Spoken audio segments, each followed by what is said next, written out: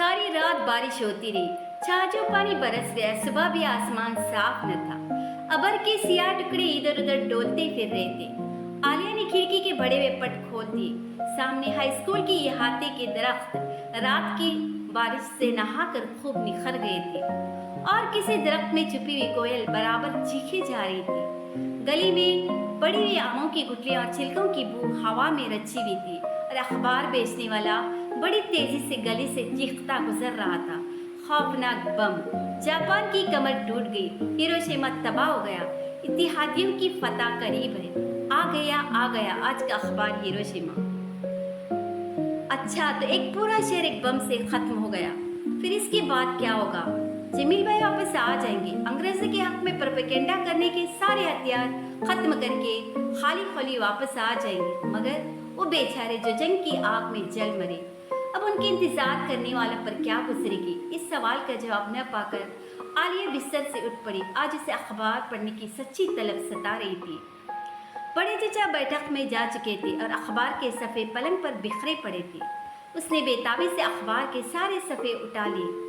Hiroshima में आग के शॉलों के सिवा कुछ नजर नहीं आता। अखबार रखकर वो गुमसुम सी बैठी गई। अल्लाह, ये हुकूमतें शहरों को क्यों निशाना बनाती हैं? उनका क्या कसूर? उन्हें क्यों मौत के घाट उतार दिया जाता है? मगर ये तो हमेशा से होता आया है। तारीख कभी मुस्कुराएगी भी कि नहीं। एक एक लफ्ज खून की बूंद मालूम होता है। हिरोशिमा की आग में क्या कुछ न जल गया होगा? पता नहीं लोग इस वक्त किस आलम में होंगे। वो इस वक्त जिंदगी के कितने बहुत से काम अंजाम देने की सोच रहे होंगे। वो क्या कुछ करने को घरों से निकले होंगे और क्या पता इस वक्त भी बच्चे जापानी गुड़ियाँ खरीदने किसी दुकान पर खड़े हों और इस वक्त अचानक खौफनाक बम का धमाका हुआ होगा। और जल्दी जल्दी चाय पी लो आलिया बेटा, स्कूल का तंगा आने वाला होगा। यूं ही बैठी क्या सोच रही हो? करीमन बुआ ने टोका तो जल्दी से चाय पीने बैठ गई। अभी तो उसे तैयार भी होना था। जापान भी हारने वाला है। उनका एक पूरा का पूरा शहर तबाह हो गया। गुस्ल खाने से निकलकर अम्मा ने बड़े इत्मीनान और सुकून से खबर सुनाई। जी हाँ, चाय पीकर सहन में आ गई। बड़े चची नल के पास बैठी हाथ मुंह धो रही थी। क्यारी में सारे पौधे बारिश के बोझ से दबकर जमीन पर झुक गए थे। कपड़े तब्दील करके उबाल ठीक कर रही थी कि बाहर से आवाज आई, उस्तानी जी, तांगा आ गया है। बुरका हाथ पर डाले जब वो जीने तय करने लगी तो आगे आगे नजमा पुप्पी बहुत ऊंची एड़ियों के सैंडल पर झूमती उतर रही थी। उस्तानी जी, तांगा आ गया है, नजमा पुप्पी ने गर्दन घुमाकर कहा। उनके होठों पर कैसी मुस्कुराहट खैस मुस्कुराहट थी। हम दोनों एक ही काम करते, मगर आप लेक्चरर कही जाती और मैं उस्तानी।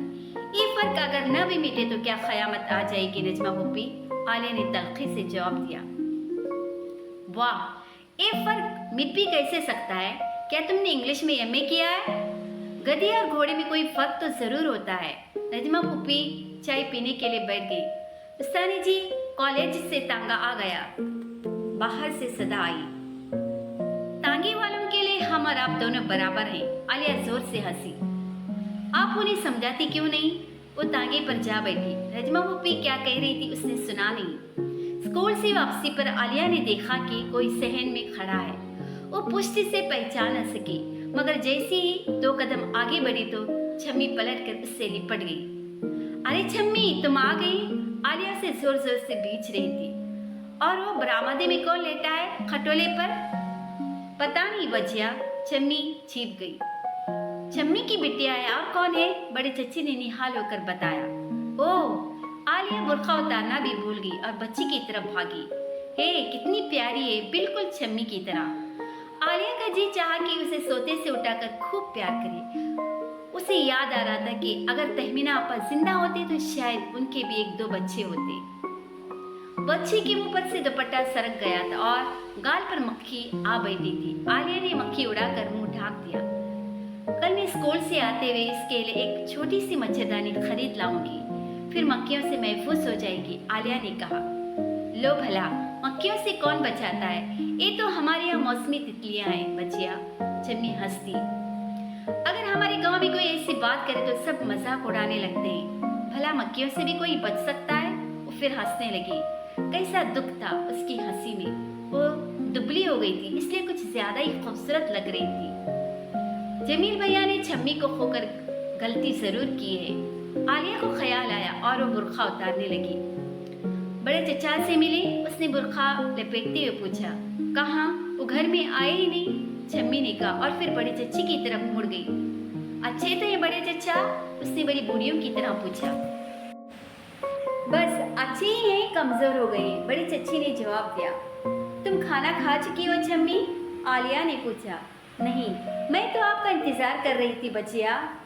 छम्मी की बिटिया जाकर रोने लगी तो बड़ी चच्ची ने उसे उठाकर कंधे से लगा लिया और बड़ी मोहब्बत से थपकने लगी। अम्मा तख्त पर बैठी छालियां काट रही थी। उन्होंने एक बार भी छम्मी या बच्ची की तरफ नहीं देखा। जब से आलिया स्कूल में मुलाजिम हुई थी, अम्मा की नजरों में सबके लिए कितनी हिकारत पैदा हो गई। फिर छम्मी से तो हमेशा का बैर रखती। तुम्हारे मियाँ नहीं आए छम्मी? नहीं बचिया, वो कैसे आते, उनकी भैंस बीमार थी। उन्होंने मुझे जनाने डिब्बे में बिठा दिया था और एक बूढ़ी औरत से कह दिया था कि मुझे देखे रहे। वो हंसने लगी। तुम बहुत याद आती थी छम्मी। आलिया ने उसे प्यार से देखा। छम्मी अपनी माहौल से मुतमईन नहीं, ये सोच सोच कर उसे दुख हो रहा था। मैं भी आप ही से तो मिलने आई हूँ। तुम्हारे जाने के बाद घर में सुकून हो गया था, इसलिए तुम्हें याद करके तड़पती थी। अम्मा ने जली कटी नजरों से छम्मी को देखा। अच्छा? छम्मी उनके तंज को सहकर हंस पड़ी। अरे क्या छम्मी, इतनी ठंडी पड़ चुकी है? आलिया को यकीन आ रहा था, कैसे संजीदा और भारी भरकम सी लग रही थी।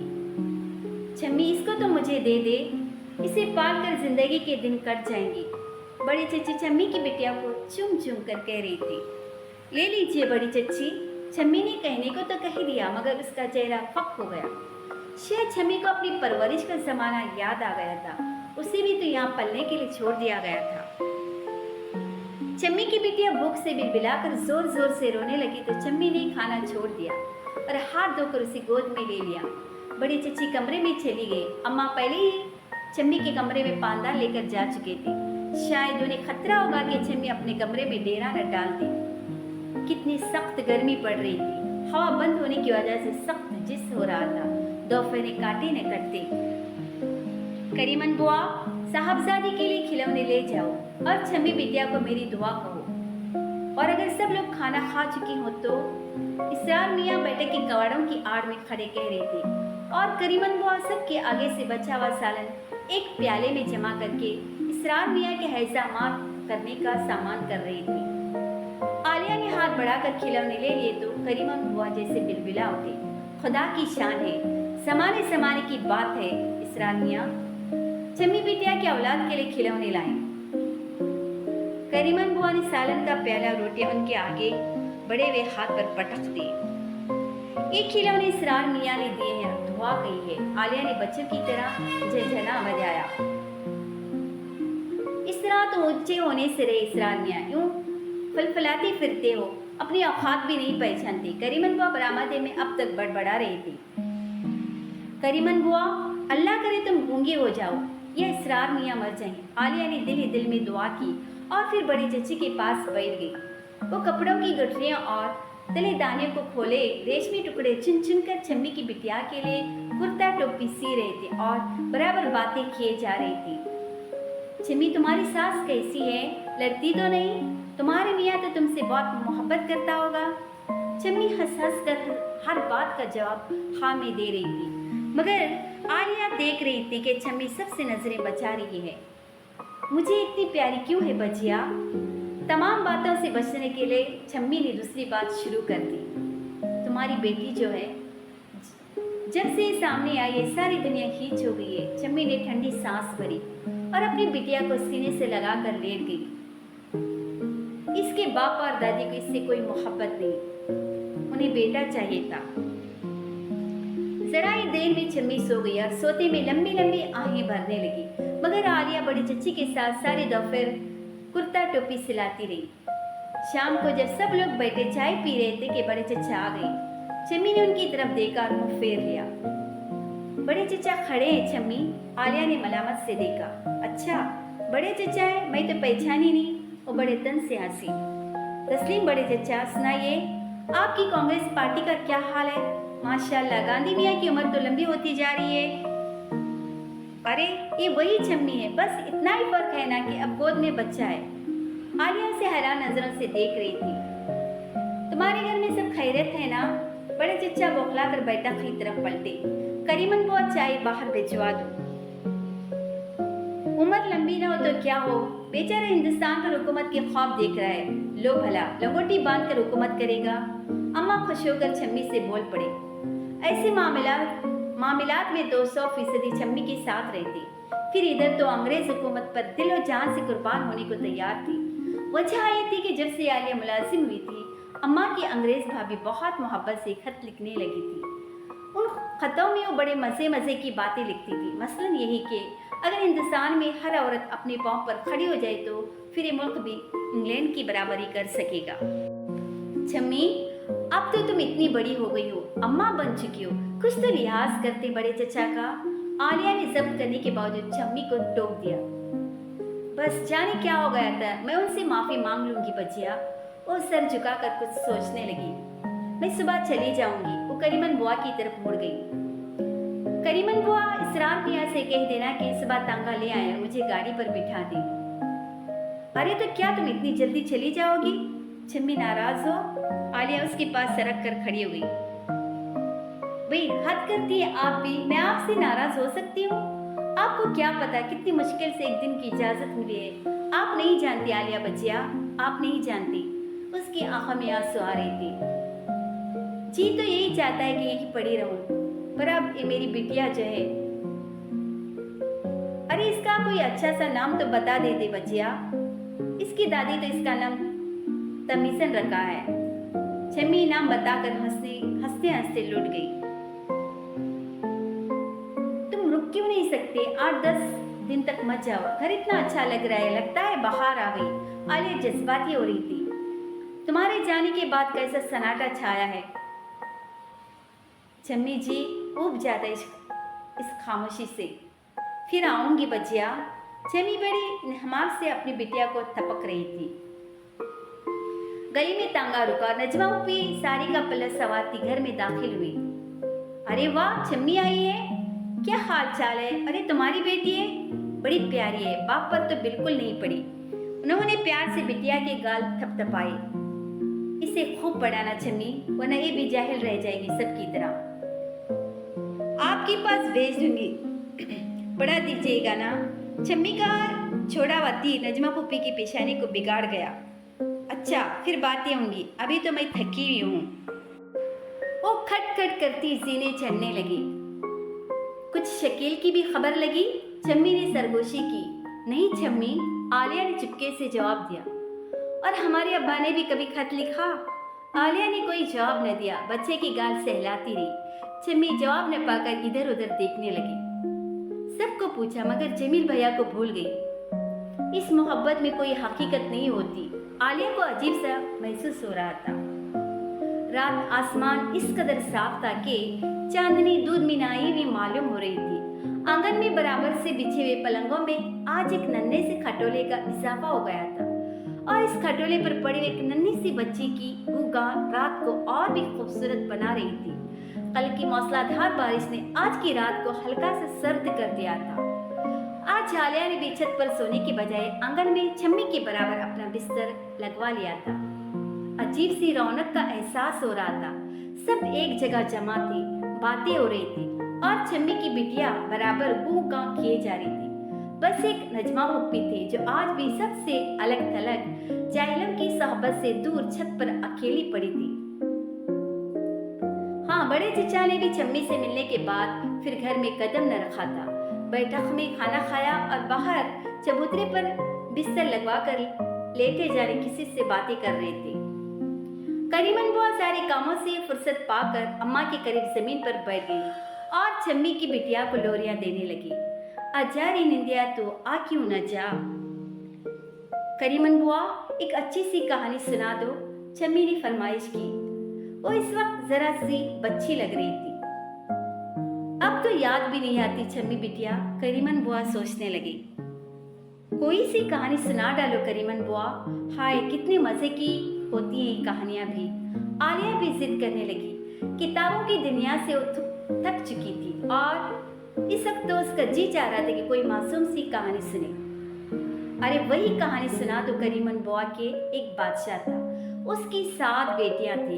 एक दिन बादशाह ने अपनी 7 बेटियों को बुलाकर पूछा कि तुम किसकी किस्मत का खाती हो, तो सबने कहा आपकी किस्मत का। मगर सबसे छोटी बेटी ने कहा कि मैं अपनी किस्मत का खाती हूँ। और बादशाह ने उसे जंगल में डलवा दिया कि अपनी किस्मत का खाओ। और फिर जब वो लड़की जंगल में तन्हा बैठी रो रही थी तो एक देव आया और उसने लड़की के लिए महल बनाया। और बस वही सी कहानी सुना तो करीमन बुआ इतनी बहुत सी तो मैं याद दिला दी। छमी उठकर बैठ गई। अच्छा तो फिर सुनो। एक था बादशाह, हमारा तुम्हारा खुदा बादशाह। हाँ तो उस बादशाह की 7 लड़कियां थी। एक दिन बादशाह ने उन 7 को बुलाकर पूछा। करीमन बुआ कहानी कही जा रही थी मगर आलिया ने एक लफ्ज न सुना। वो तो सोचने लगी थी कि आखिर छम्मी को यही कहानी क्यों याद आई। क्या छम्मी को अपनी किस्मत से कोई उम्मीद थी? वो तो कितनी मुद्दत से अपनी बदनसीबी की चुंगल में भटक रही है मगर अब तक कोई देव नहीं आया। अरे छम्मी, ये जो लोग कुछ न पा सकने की हसरत में मासूम मासूम कहानियों से जी बहलाते हैं, उनमें कोई हकीकत नहीं होती। कहानी खत्म भी न होने पाई थी कि छम्मी को नींद की परी ले उड़ी। जाने किस महल में ले गई होगी, जाने किस शहजादे के पहलू में बिठा आई होगी। सुबह छम्मी चली गई मगर स्कूल जाते हुए आलिया को महसूस हो रहा था कि वो रंजीदा है। आज स्कूल में जी से न पढ़ा न सकेगी। कुछ दिन के लिए छम्मी रुकी जाती तो क्या था। नागासाकी पर बम गिरते ही जंग खत्म हो गई थी। जापान ने हथियार डाल दिए थे। दिल्ली से जमील भैया का खत आया था कि अब वो जल्द आ जाएंगे। अब उनका काम खत्म हो गया। और आज जब 4 बजे वो सोकर उठी तो उसने देखा कि सचमुच जमील भैया आ गए थे। उसकी समझ में न आया कि क्या करे, फौरन नीचे चली जाए या यहीं बैठी रही। मगर इस तरह तो शायद बड़ी चची बुरा महसूस करे और आखिर वो यहाँ बैठी ही क्यों रही। वो नीचे उतर गई। अम्मा और बड़ी चची जमील भैया को घेरे बैठी थी। करीमन बुआ चाय का सामान तैयार कर रही थी। कितनी मुद्दत बाद बड़ी चची का चेहरा खिला हुआ नजर आ रहा था। मगर आप लोग डरती क्यों थे? मैं तो दिल्ली में बैठकर अपनी कलम से जंग लड़ रहा था। मेरा मुहाज पर क्या काम था? जमील भैया हंस हंस कर कह रहे थे। बस मैं डरती थी कि कभी तुम भी लड़ने को न भेज दिए जाओ। जब कोई बात होती तो मैं तड़प जाती। तुम खत भी तो न लिखते जल्दी। जब देर होती तो मैं समझती थी कि तुमको भी जंग पर लड़ने भेज दिया होगा। बड़ी चची अपनी बेवकूफ़ी पर शर्मा रही थी। फिर तुम कभी आए भी तो नहीं। अरे दिल्ली इतनी दूर तो न थी। और हमारे अब्बा ने भी कभी न समझाया कि मेरा क्या काम है, मैं कहाँ कहाँ जा सकता हूँ। ख्वामख्वाह परेशान रही। जमील भैया बड़ी चची से लिपटे जाते। इतने दिन न आया तो क्या हुआ, अब तो आ गया। उन्होंने मुड़कर देखा। ओ आलिया बीबी, वो खड़े हो गई। अच्छी तो हो, अब तो तुम बड़ी आदमी हो गई हो। हम तो यूं ही जाहिल रह गए। मुझे पढ़ाओगी कि नहीं? एक छोटे बड़े का जिक्र ले बैठे। आप सुनाइए, कैसे रहे? आलिया ने उनकी आंखों में आंखें डालकर बात करने की कोशिश की मगर जल्दी नजरें झुक गई। फौजी वर्दी में जमील भैया खास से खूबसूरत लग रही थी। जचती है ना ये वर्दी? लगता हूं ना बेवकूफ या फिर खूबसूरत? जमील भैया शायद उसे छेड़ रही थी। जंग की कोई भी निशानी खूबसूरत हो सकती है, उसने बहुत संजीदगी से जवाब दिया। अरे भैया अम्मा जल्दी कीजिए, मैं अपनी वर्दी उतारूं ताकि कुछ तो खूबसूरत लगूं। मेरे बॉक्स कहाँ है? आप कपड़े निकाल दीजिए। जमील भैया जोर से हंसे। मैं घर आकर कितना खुश हूँ, कितनी मुद्दत बाद सबको देखा है। उन्होंने बड़ी गहरी नजरों से आलिया की तरफ देखा। दूर रहकर इंसान कितना साबिर हो जाता है। मैं एकदम संजीदा हो गई। भाई तुमने भी कभी मुझे याद किया था? उन्होंने आलिया से पूछा। हाँ, जब बड़ी चची आपको याद करके रोती थी तो आप याद आ जाते थे, उसने बड़ी बेताल्लुकी से जवाब दिया। तुम बिल्कुल नहीं बदली, बिल्कुल वैसी ही हो। अब अपने सिलसिले में कुछ बताइए, उसने बात टाली। अपने लिए क्या बताऊं, मुलाजिमत से छुट्टी कर आया हूँ। अब फिर वही बेकारी हो गया और हम, उन्होंने बुझी सी आवाज में कहा। तो आप नौकरी छोड़ क्यों आए जमील भैया? अब जाहिर है कि बेकारी का मुंह देखना ही पड़ेगा। पहले आपने इस मुलाजिमत को कैसे कबूल कर लिया था? बड़े चचा की जिद में? ओह, मैं उनसे क्या जिद करूंगा? उनके लहजे में सख्त हिकारत थी। मेरा मकसद पूरा हो गया तो मुलाजिमत भी हो गई। कोई जरूरी था कि जो क्या है इस पर कायम रहूं। अब तो आज़ाद होने के बाद ही मुलाजिमत करूंगा। देखो जमील मियाँ, ये बातें मत करो। अब तो तुमने देख ही लिया है कि अंग्रेजों से लड़कर बड़े बड़े मुल्कों को भी क्या भुगतना पड़ा, इसलिए आज़ादी के ख्वाब देखना छोड़ दो। अम्मा ने जमील भैया को समझाया। ठीक कहती हैं आप, मैं तो अब सब कुछ छोड़ चुका हूँ। वो सआदतमंदी से सर झुकाकर बैठ गई। तुम शकील से मिले थे? बड़े चच्ची ने जमील भैया को कपड़े देते हुए सवाल किया। मिला था अम्मा, मगर उसने तो मुंह फेर लिया। वो बड़ा आदमी हो गया है, वो हम लोगों से कोई वास्ता नहीं रखना चाहता। अब उस नालायक को मत पूछा कीजिए। जाओ नहा लो। बड़ी चच्ची ने ठंडी सांस भरी। अम्मा, हमारे अब्बा कहाँ हैं? सुबह से कहीं गए हैं, बस आते ही होंगे, बड़े चच्ची ने बताया। कभी बड़े चचा भी आपको याद आते थे? आलिया ने हंसकर पूछा। अब्बा कभी मुझे याद करते थे? वो भी हंसे और फिर उसकी तरफ मुड़ गई। और तुम तो मुझे याद करती ही नहीं थी। उन्होंने बड़ी उम्मीद से उसकी तरफ देखा। उन यादों वगैरह से मुझे कोई दिलचस्पी नहीं। उसने नजरें झुका ली। वो चुप हो गई। चंद मिनट तक कुछ सोचते रहे और फिर करीमन बुआ से लिपट कर खड़े हो गए। मेरी करीमन बुआ तो मुझे याद करती थी ना। तुम आज मेरे लिए क्या पका रही हो? मैंने तो तड़प कर दिन गुजारे, आपकी नमक ख्वार हूँ जमील मियाँ। करीमन बुआ ने उनकी बलाएं ले ली। अपने जमील मियाँ के लिए पलाव पका रही हूँ। जमील भैया ने कनकियों से उसकी तरफ देखा तो उसने मुंह फेर लिया। काश आज उसकी छुट्टी न होती। आज भी वो स्कूल में लड़कियों से सर खपा रही होती। अरे हाँ, वो हमारी नजमा पुप्पी कहाँ है अम्मा? जमील भैया ने पूछा। वो तो अब इस घर से सख्त बेजार रहती है, इसलिए अपनी एक सहेली के घर जा बैठती है। वो भी उनके कॉलेज में पढ़ाती है, बड़ी चच्ची ने जवाब दिया। फिर तो यकीनन वो भी इंग्लिश में एमए होंगी, वैसे दोस्ती कैसे हो सकती है? जमील भैया ने कहीं कहा लगाया और कपड़े उठाकर गुस्ल खाने चले गई। बड़ी चच्ची सख्त मसरूफ थी। जमील भैया के बॉक्स ठीक हो रहे थे, अम्मा तख्त पर दस्तरखान बिछा रही थी और आलिया सर नहवड़वाए सोचे जा रही थी कि अब उस घर में कैसे गुजारा होगा। ये हर वक्त की ज़हनी हैसियत कैसे बर्दाश्त होगी? जमील भैया तो जंग खत्म कर कर आए, मगर अब इसके जहन में जो जंग होगी उसे कौन सा एटम बम खत्म करेगा? जमील आ गया है तो घर कैसा अच्छा लग रहा है। बड़ी चच्ची ने अम्मा की तरफ देखा। घर का मालिक जो है, इसी के दम से रौनक है बड़ी भाभी, अम्मा ने निहाल होकर कहा। इस घर के मालिक बड़े चचा हैं। आलिया ख्वाह बीच में कूद पड़ी। अम्मा ने उसे कोई जवाब न दिया। जब से वो कमाने का जाने के लायक हुई थी, अम्मा उसकी सारी बातों को चुपके से पी जाया करती। आलिया बड़े चचा के लिए हड़कने लगी। जाने सुबह से कहाँ मारे फिर रहे हैं, न वक्त पर खाना है न आराम, कितने कमजोर हो गए हैं। और अब तो जमील भैया आ गए हैं, हर वक्त का मुकाबला होगा। इतने दिन से बिछड़े हुए ये बाप बेटे जाने किस तरह मिलेंगे। जमील भैया नहा कर निकल आए। अम्मा उन्हें अपने जागीर की तरह समेट कर पहलू में बिठाने की कोशिश कर रहे थे। आलिया की जान सिलक उठी। वो अपनी अम्मा की इस मोहब्बत की जिम्मेदार नहीं। वो उन्हें जमील भैया जैसा शानदार दामाद देने से कतई मजबूर है। जमील भैया अम्मा के पास 2-4 मिनट बैठने के बाद उठकर टहलने लगे और जब टहलते उसके पास से गुजरे तो उसने इतला दी, जम्मी आई थी। अच्छा? जमील भैया मुंह लटकाया आगे बढ़ गए और जब दूसरे चक्कर में उसके पास गुजरे तो वो फिर भी चुप न रह सकी। उसने आपको जरा भी याद न किया। उसकी एक प्यारी सी बिटिया है। बहुत खूब, मगर मैंने कब कहा है कि तुम सारी कथा सुना डालो? मैंने कब चाहा था कि वो मुझे याद करे? वो बिनबिनाते अम्मा के पास जा बैठे। जमील भैया को सताकर उसे बड़ी खुशी महसूस हो रही थी। उसने उनके टहलने और उसे छू कर निकल जाने का सारा मजाक कर दिया था।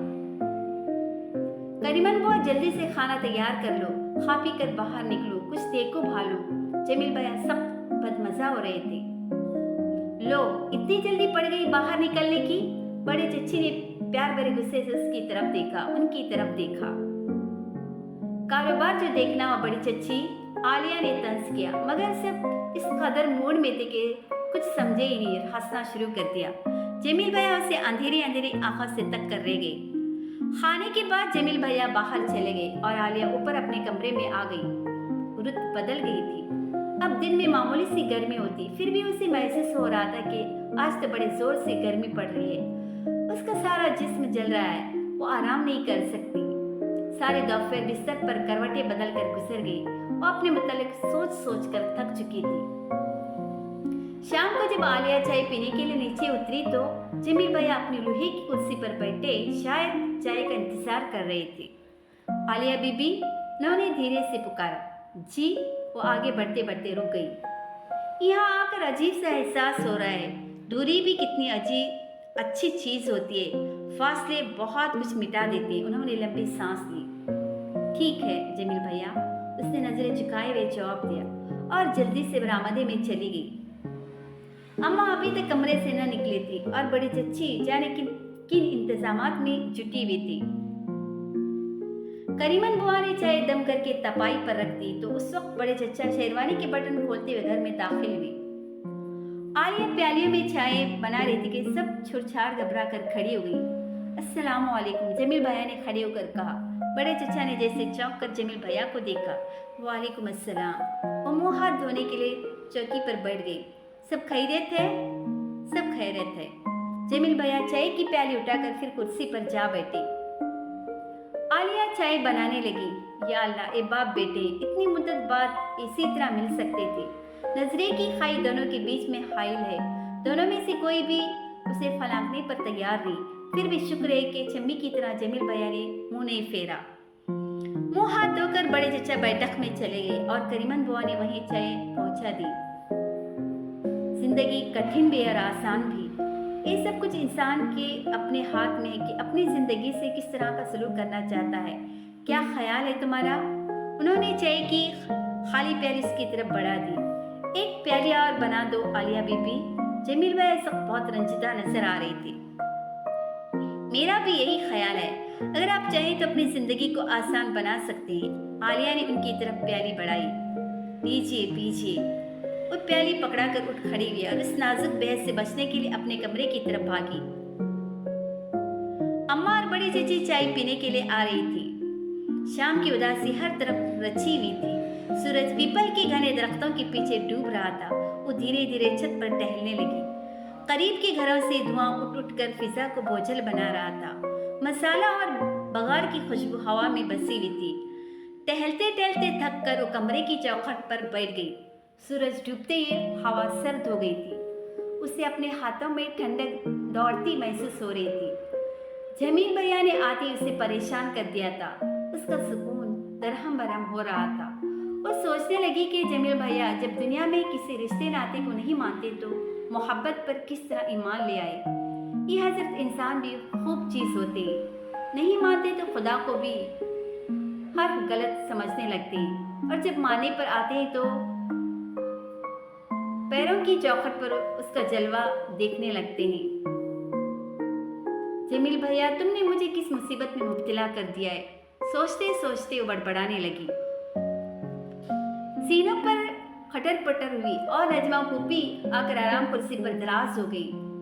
सारा दिन अपने दोस्त को भुगत कर आई थी, इसलिए खासी तकी तकी नजर आ रही थी। आलिया उनके कमरे की चौखट से उठने ही वाली थी कि नजमा फूफी ने खंगार कर उसे आवाज दी। इधर आओ आलिया। उसने चौंक कर नजमा फूफी की तरफ देखा। मारे हैरत के उसे उठाना जा रहा था। नजमा फूफी पहली बार उसे अपने पास बुला रही थी। कहिए। वो मसहरी पर उनके पास टिक गई।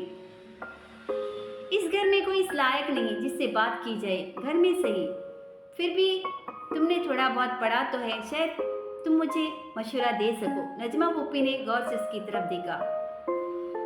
मशवरा देने की सलाहियत तो नहीं, फिर भी शायद कुछ सोच सकूं। उसने अपने गुस्से को काबू में रखते हुए जवाब दिया। शादी के मुतालिक तुम्हारा क्या ख्याल है? मेरे साथ की सारी लेक्चरर शादियां कर रही हैं, आप भी कर लीजिए। मेरा ख्याल है कि शादी अच्छी चीज होगी, ख़ुसूसियत से आपके लिए। उसने बेहद संजीदगी से कहा। यानी सिर्फ मेरे लिए? कितनी फजूल बात करी हो। क्या तुम शादी नहीं करोगी? वो जरा सा भपर गई। खैर, तुम्हारी शादी तो गरीब में जमील और मील के साथ हो सकती है, तुमको इससे ज्यादा क्या मिल सकता है, मगर मेरे लिए मेरे बराबर का आदमी मिलना मुश्किल है। आलिया का जी चाहा कि नजमा पुप्पी के मुंह पर थूक दे, मगर वो जब्त से काम ले गई।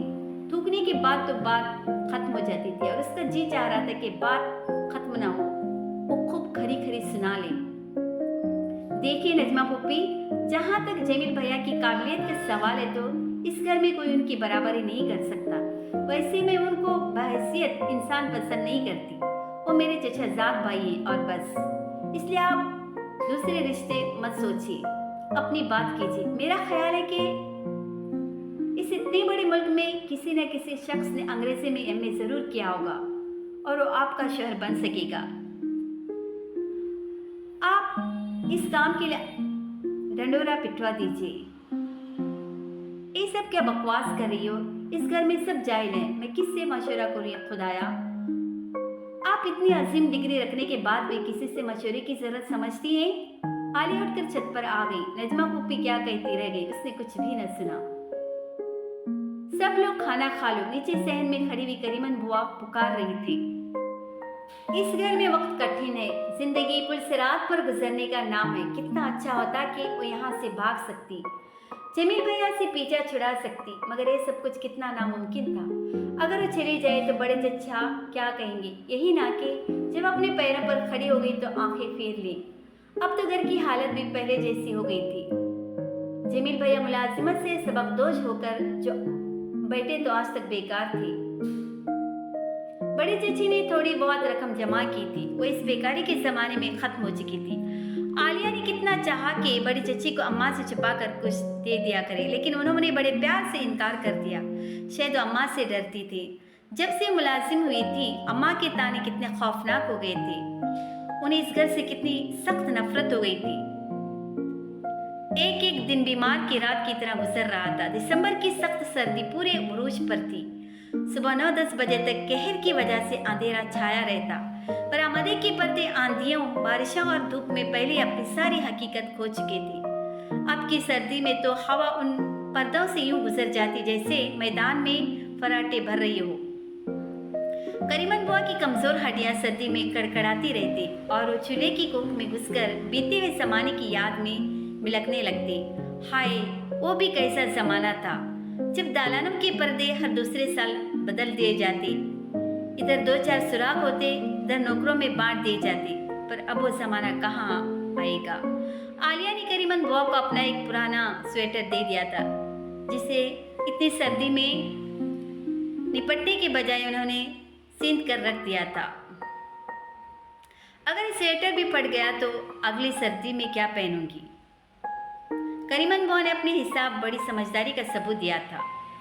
बड़ी चचा कई दिन से दहली गए हुए थे और इसरार मियाँ को 2-3 दिन से बुखार आ रहा था। पता नहीं बैठक में वो किस आलम में पड़े रहते होंगे। उनका इलाज मुआलिजा कौन रहता। जमील भैया को जल से जलूसों से फुर्सत न मिलती। घर आते तो जालिम इश्क में आग लगी होती। अब उस आग को बुझाते इसरार मियाँ के फनकते हुए जिस्म पर दवाओं के छींटे मारने बैठ जाती।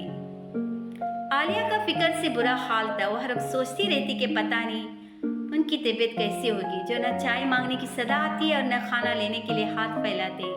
करीमन बुआ आपसे आप बड़बड़ाती उठती और बैठक में जाकर खाना पानी डाल आती। वो खैरत पूछती तो सख्त नागवारी से बताते कि सब ठीक है, बुखार हो गया है, कोई बड़ी बीमारी तो नहीं। खुदा न करे उनको बड़ी बीमारी हो। आलिया अपना कलेजा महसूस कर रह जाती।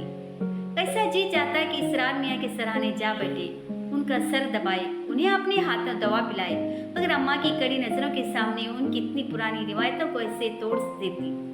इस खानदान में कोई भी हरामी औलादों के सामने न आता था। नजमा पुप्पी भी बेपर्दा थी, उसके बावजूद कभी इसरार मियाँ का सामना न किया। कॉलेज से तंग आता तो खुद ही हट जाती, राह चलते देखते तो मुंह फेर लेते। एक बार आलिया बैठक में गई तो इसरार मियाँ बैठे थे। वो उनकी सूरत भी न देख सकी थी कि उठ भागी। पर्दा है बिटिया, और हक्का बुक्का खड़ी रह गई। अब ऐसी हालत में इसरार मियाँ की तीमारदारी करती भी तो कैसे? क्या पता वो इस हालत में भी पर्दा है बिटिया कहते बाहर भाग जाएं, और फिर उसकी इस हरकत से अम्मा के दिल पर क्या गुजरेगी। वो क्या कहेंगी। अब तो अम्मा ने सिर्फ उसकी खातिर इस मकान और जमील भैया दोनों से हाथ उठा लिया था। उन्होंने बड़ी बेबसी के साथ उसके आगे सर झुका दिया था। सब कुछ खोकर सिर्फ उसका अपना सहारा बना लिया था। फिर क्या फायदा था कि उनका जी दुखाया जाए, उनकी इतनी पुरानी रिवायत को ठोकरी मारी जाए। आखिर कहीं तो उसे भी झुकना होगा। रात जब जमील भैया खाना खाने घर आए तो घर घिरे हुए बादल इतने जोर से गरज रहे थे कि जी दहला जाता। शायद ओले पड़ेंगे, करीमन बुआ बार बार कह रही थी। किसने सर मंडवाया है? करीमन बुआ, जो ओले जरूर पड़ेंगे। जमील भैया ने हंसकर पूछा। आज बहुत दिनों बाद हंसने बोलने के मूड में नजर आ रहे थे, वरना इधर तो कुछ दिनों से इस कदर खामोश रहने लगे थे जैसे मुंह में जुबान न रही हो।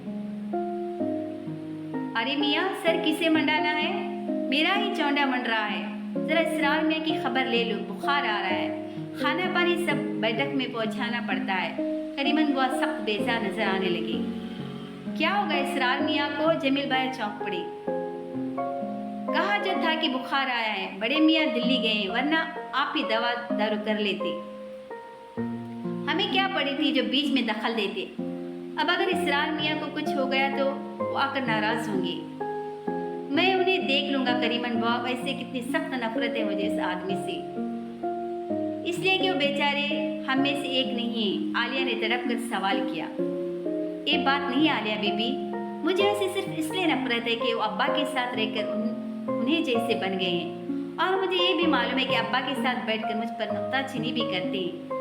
बस अब तो इतनी कसर रह गई कि ये दोनों हजरत अपने माथा पर तिलक लगाने लगे। वो सख्त नफरत अंगेज हंसी हंसे। वैसे तुम इत्मीनान रखो आलिया बीबी कि मुझे उनके नाजायज होने का जरा भी ख्याल नहीं। खैर, वो तुम्हारे अपने चचा के बराबर से, मगर अब उस बेकार बहस से क्या फायदा? अम्मा ने बेजार होकर कहा। खुदा न करे नसीब दुश्मनान भला इसरार मियाँ चचा के बराबर हो सकते हैं। करीमन वो अम्मा की तंज को न समझते एकदम भपर उठी। समाने समाने की बात है कि आज मोहल्लम की रानियां उसे चचा बना डाली। करीमन बुआ जिंदगी में पहली बार गुस्ताखी कर रही थी। अम्मा, बड़ी चच्ची और जमील भैया उनके समझ पर हंसने लगे तो करीमन बुआ बौखला कर रोटी बेलने लगे। जमील भैया उठकर बैठक में चले गए। बादल बड़े जोर से गरजे और इस तरह बिजली तड़पी के सबने सहम कर कानों पर उंगलियां दे ली। जल तो जलाल तो आई बला को टाल तो। करीमन बहुत जोर जोर से पढ़ने लगे। कहीं बिजली गिरी है, बड़ी चची ने सहमी आवाज से कहा। तेज हवा से पर्दे उड़े जा रहे थे। जमील भैया बैठक से निकलकर अभी बीच आंगन में थे कि एक बार फिर जोर से बिजली तड़पी और आलिया जैसे चीख पड़ी। जल्दी से अंदर भाग आइए जमील भैया। जमील भैया हंसते हुए अंदर आ गए।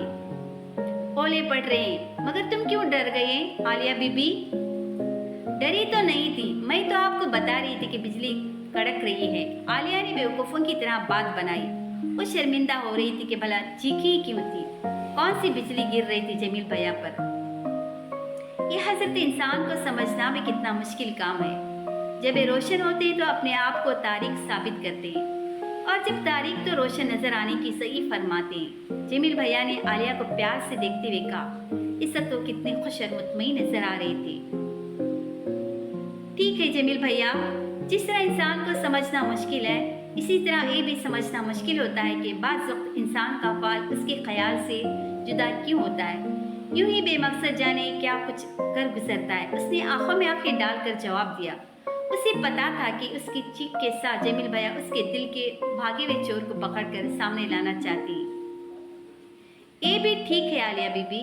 एकदम बुझ से गए और फिर जरा देर के लिए खामोशी छा गई। बड़े चचा सब कहाँ होंगे और क्या कर रहे होंगे? ध्यान भटकाने के लिए आलिया ने सोचना शुरू कर दिया। खाना खत्म हुआ तो सब लोग सर्दी के डर से अपने अपने बिस्तरों की तरफ लपके, मगर आलिया अपनी जगह से न उठी। उसे ऊपर अपने कमरे में जाना था और बारिश थमने के बावजूद अब तक बिजली चमक रही थी। इस हालत में वो आंगन कैसे पार करती? गरज चमक उसे हमेशा से डराती रही थी। पर्दा सरका कर उसने बाहर देखा। अंधेरे और सिया बादलों के सिवा कुछ भी नजर न आया। वह हिम्मत करके आंगन में आ गई। चलो मैं तुमको ऊपर तक छोड़ आऊं। जमील भैया उसके पीछे बाहर निकल आए। तुम बिजली से डरती हो? सीने तय करते हुए उन्होंने पूछा। वो खामोशी से सीने तय करती रही। शायरों से बिजली की बात छीनना सख्त खतरनाक बात होती है। नजमा पप्पी लिहाफ में मुंह छुपाई सो रही थी। वो दबे कदम अपने कमरे में आ गई। जमील भैया दरवाजे के बीच में खड़े रहे। अच्छा, शब खैर, आप भी जाकर सो रही, वो धीरे से बोली। मैं थोड़ी देर तुम्हारे पास बैठ जाऊं? क्या पता फिर बिजली कड़कने लगे, अकेले में तुम जरूर डर जाओगी। वो आगे बढ़ आई। मैं कतई नहीं डरती, आप जाकर सो रही, उसने बेरुखी से कहा और अपने लिहाफ में दबक गई। जमील भैया ने कोई जवाब न दिया। उसी तरह खड़े जाने क्या सोचते रहे और लिहाफ के अंदर कांपती रही। जाने अब एक क्या कहेंगे। 15-20 सदियों की तरह गुजर गए। फिर वो एकदम चले गए। उन्होंने कुछ न कहा।